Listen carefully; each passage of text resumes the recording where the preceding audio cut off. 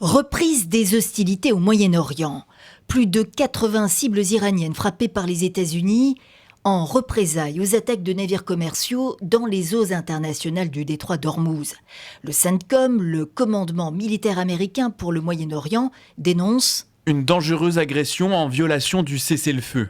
Ces frappes étaient absolument nécessaires, estime le patron de l'OTAN. Je pense qu'il est totalement crucial que les États-Unis réagissent avec fermeté. En début de semaine, 3 navires ont été ciblés en 24 heures dans le détroit d'Ormuz, selon l'agence de sécurité britannique UKMTO, dont un saoudien et un qatarien. Le méthanier Al-Rekayat a fait état de risques d'explosion. Doha et Riyad ont ouvertement accusé l'Iran.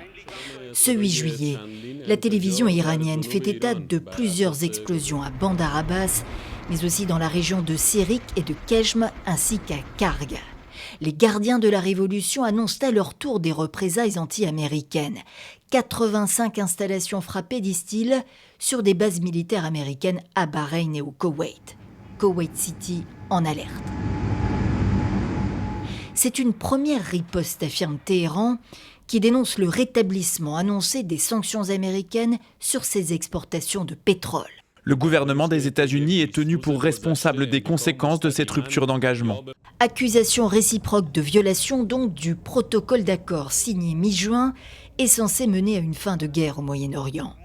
Le rétablissement de la libre circulation dans le détroit d'Ormuz, crucial aux yeux de Washington, est loin d'être réglé. Pas de retour à la situation d'avant-guerre, n'a cessé d'affirmer Téhéran. Pour ce détroit où transite en temps normal 20% du commerce mondial des hydrocarbures.